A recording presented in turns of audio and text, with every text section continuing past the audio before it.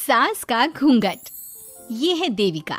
देविका पढ़ी लिखी और मॉडर्न लड़की है, लेकिन उसकी शादी ऐसे परिवार में हुई है जो गांव में रहता है।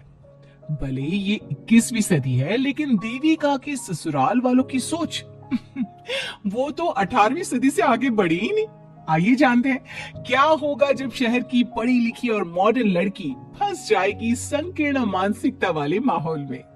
सागर, ये तुम्हारे गांव में सबने इतने लंबे लंबे घूंघट क्यों कर रखे हैं? और ये सब मुझे इतना घूर घूर कर क्यों देख रहे हैं? अरे यार, तुम भी घूंघट कर लो ना, इसीलिए तो देख रहे हैं सब तुम्हें। कम ऑन सागर, मैं घूंघट नहीं कर सकती।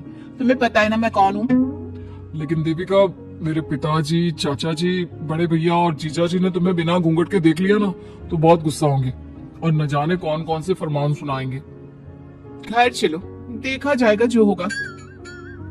सागर देविका से कई बार कहता है कि वो घूंघट कर ले, लेकिन देविका सागर की नहीं सुनती और अपने ससुराल के दरवाजे पर पहुंच जाती है। जब देविका वहां पहुंचती है तो देखती है कि उसकी सास बिमला, चाची सास कम्मो और जेठानी सुजाता ने लंबा सा घूंघट कर रखा था, पर उनकी ननद वीना ने घूंघट नहीं किया हुआ था। लेकिन हाँ, उसने सर पर सलीके के साथ दुपट्टा जरूर ओढ़ा हुआ था।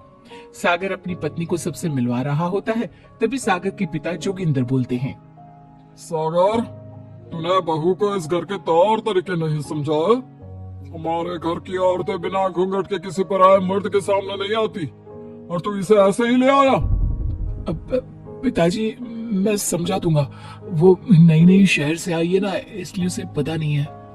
सागर की बात सुनकर उसके चाचा जी महेंद्र बोलते हैं, ये बात तो तुझे गांव में कदम रखते ही अपनी बीवी को समझानी चाहिए थी। हमारा गांव में बहुत नाम है। तेरी बीवी ऐसे गांव भर में घूमेगी तो क्या इज्जत रह जाएगी हमारी। ये बोलकर जोगिंदर और महेंद्र वहां से चले जाते हैं। शाम को घर की सारी औरतें खाने की तैयारी करती हैं। खाना तैयार हो जाता है, लेकिन घर की कोई भी औरत खाना नहीं खाती। बहुत रात हो जाती है, तब देविका कहती है, सासू माँ, खाना बने हुए तो देर हो गई, रात भी बहुत हो गई है, हम लोग खाना क्यों नहीं खा रहे? अरे बहू, ये क्या बोल रही हो? हमारे यहाँ घर की औरतें तब तक खाना नहीं खाती जब तक घर के मर्द खाना ना खा ले। लेकिन इतनी देर हो गई, आप सबको भूख नहीं लग रही क्या? तभी देविका की जिठानी सुजाता कहती है, लग तो रही है, लेकिन यहाँ की यही रीत है, ये निभानी तो पड़ेगी ना। भाभी जी, ये रीत नहीं है, औरतों को प्रताड़ित करने का एक तरीका है। अगर इस घर के आदमी पूरी रात नहीं आए तो पूरी रात खाना नहीं खाओगी क्या? देविका ये बोलकर सीधा सागर के पास जाती है। सागर उसे समझाता है, देविका, यहाँ ऐसा ही होता है, तुम थोड़ा सब्र कर लो, पिताजी और चाचा जी आते ही होंगे, फिर हम सब खाना खाएंगे। सागर देविका को समझा ही रहा था, तभी देविका की ननद वीना आकर कहती है, सागर, खाना खाने आ जाओ, पिताजी और चाचा जी आ गए हैं। चलो देविका, तुम्हारा इंतजार खत्म हुआ। सागर खाने के लिए बैठ जाता है। जब सब खाना खाने बैठते हैं तो देविका भी बैठ जाती है। सागर धीरे से उसे कहता है, अरे देविका, ये क्या कर रही हो? तुम इस तरह हमारे साथ खाना नहीं खा सकती। अगर क्यों सागर, मुझे भूख लगी है, सब लोग खा रहे हैं तो मैं क्यों नहीं खा सकती? ये हमारे घर का नियम है, पहले घर के आदमी खाते हैं और बाद में औरतें। लेकिन सागर, हमारे घर में तो ऐसा कोई नियम नहीं है। देविका और सागर में बहस छिड़ जाती है। तब सागर का बड़ा भाई कहता है, सागर, तेरी बीवी को एक बार में समझ में नहीं आता क्या कि इस घर की औरतें मर्दों के खाना खाने के बाद ही खाना खा सकती है? भैया, मैं देविका को यही समझा रहा था। मुझे तो लग रहा है कि इसके दिमाग में कोई बात ही नहीं बैठती एक बार में। भैया, मेरे दिमाग में बात तब बैठेगी ना जब आपकी बात कोई ढंग की होगी। अरे आखिर क्यों घर की औरतों को आप लोगों के बाद खाना मिलेगा? हाँ, अब से पहले घर की किसी औरत ने घर की किसी मर्द से इस लहजे में बात नहीं की थी, इसलिए वो सब देविका की बात सुनकर हैरान रह गए। तभी सागर की जीजा और वीना के पति कल्याण जी कहते हैं, ये क्या है सागर? इस घर की दीवारों को औरतों की इतनी ऊंची आवाज सुनने की आदत नहीं है। अपनी बीवी को बोल जरा होश से काम ले और चुपचाप चली जाए। क्यों चली जाऊं मैं चुपचाप? इस घर की औरतें आपकी हर बात बर्दाश्त कर लेंगी, लेकिन मैं शहर की पढ़ी लिखी लड़की हूँ। आपकी कोई भी फालतू के रीति रिवाज मैं नहीं बर्दाश्त करने वाली। इस तरह देविका ने सारे घर की औरतों के लिए मिसाल पैदा कर दी। जोगिंदर के घर में पहली बार किसी महिला ने विरोध का स्वर उठाया है। ये बात घर के किसी मर्द को बर्दाश्त नहीं हो रही है। तभी जोगिंदर कहता है, महेंद्र, मोहन, इस बेशर्म लड़की को कमरे में बंद कर दो और आज इसे कोई खाना नहीं देगा। अगर किसी ने इसे खाना दिया तो मैं उसे जिंदा नहीं छोड़ूंगा। महेंद्र और मोहन उसे कमरे में बंद कर देते हैं और उसे खाना भी नहीं देते। रात के 3 बज जाते हैं। भूख की वजह से देविका को नींद भी नहीं आती। तभी उसे कुछ महसूस होता है। ऐसा लग रहा है कोई दरवाजा खोल रहा है, लेकिन इतनी रात को कौन हो सकता है? कहीं सागर तो नहीं? देविका उम्मीद भरी नजरों से दरवाजे की तरफ देखती है, लेकिन दरवाजा खोलने वाला सागर नहीं बल्कि विमला और कम्मो है। माँ जी, चाची जी, आप दोनों? बहू, ये ले, हम तेरे लिए खाना लाए हैं, खा ले।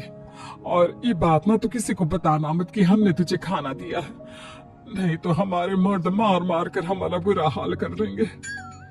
माँ जी, आप यहाँ इतना घुट घुट कर क्यों रहती हो? देविका, अब तू भी इस घर की बहू है, तू भी हमारी तरह रहना सीख ले।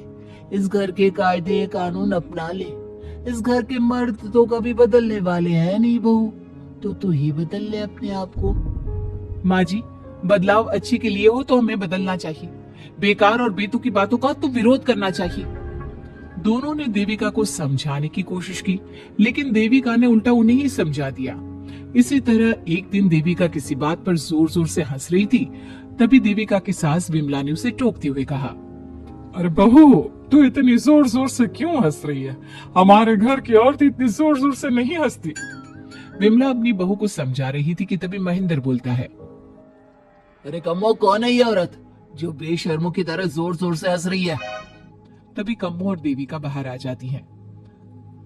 जी जी, वो मैं हंस रही थी चाचा जी। अब आप लोग हंसने पर भी पाबंदी लगाओगे क्या?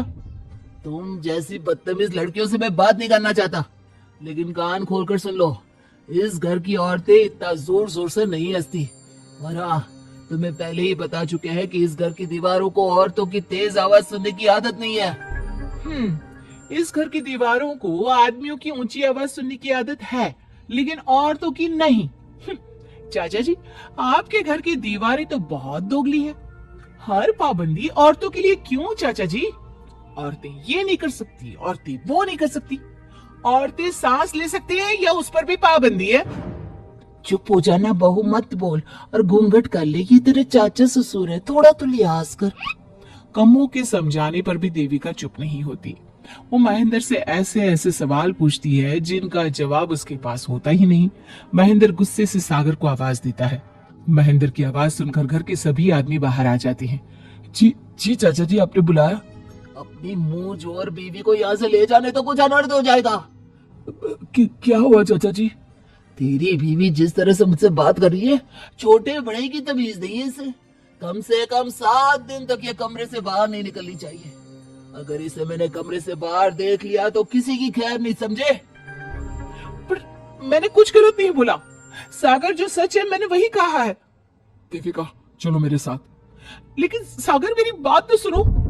सागर देविका को वहां से ले जाता है। इसी तरह से कई दिन बीत गए। अब देविका अपने ससुराल में हर गलत बात का विरोध करने लगी, लेकिन जितना ज्यादा वो विरोध करती, उसके ससुराल वाले उस पर उतना ही ज्यादा अत्याचार करते।